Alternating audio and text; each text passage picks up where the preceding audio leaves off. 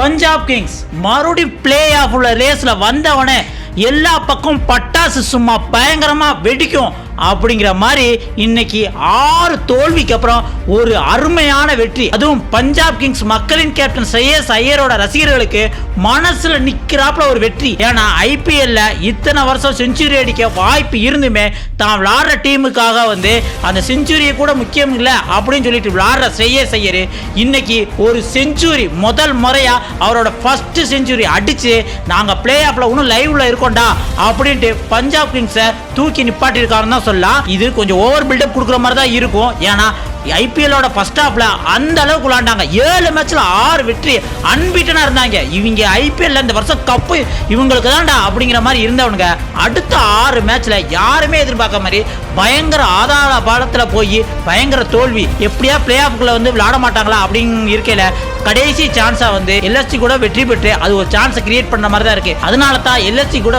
அதிரடியாக விளையாண்டாங்க. LSD first batting பிடிச்ச உடனே எப்பயுமே மிச்சல் மார்ஸ் பொழப்பாப்ல. நல்ல வேலை இன்னைக்கு மிச்சல் மார்ஸ் இல்ல. ஆனா அதுக்கு பதில ஆஸ்திரேலியா இங்கிலீஷ்காரன் அதான் ஜாஸ் இங்கிலீஷ் அவன் நின்னுட்டான். இன்னொரு பக்கம் குல்கர்னி உமர்சாய் பால்ல டக் அவுட். சரி அவன் போயிட்டா.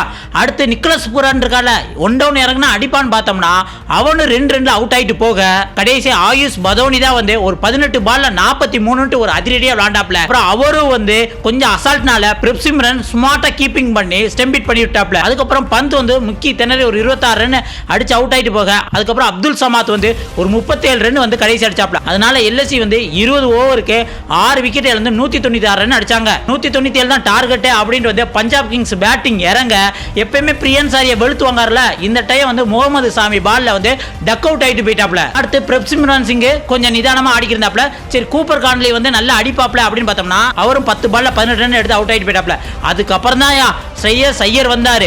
வந்த உடனே பிரப்சிம்ரன் சிங்கும் ஸ்ரேயஸ் ஐயரும் நிதானமா ஆடி கடைசி வேற மேட்சை கொண்டு போய் பிரப்சிம்ரன் சிங் 39 பால்ல 69 ரன் அடிச்சாப்ல. இன்னொரு பக்கம் ஸ்ரேயஸ் ஐயர் 51 பால்ல 101 ரன் செஞ்சுரி. கடைசி டார்கெட்டுக்கு 3 ரன் அடிச்சா போதும். ஆனா ஸ்ரேயஸ் ஐயருக்கு 5 ரன் தேவை இருந்தது. அந்நேரம் ஒரு 6 அடிச்சு ஸ்ரேயஸ் ஐயருக்கு சந்தோஷத்தை பார்க்கணும். எப்பா ஒரு வழியா 6 தோல்விக்கு அப்புறம் ஒரு வின்னும் பெற்றாச்சு.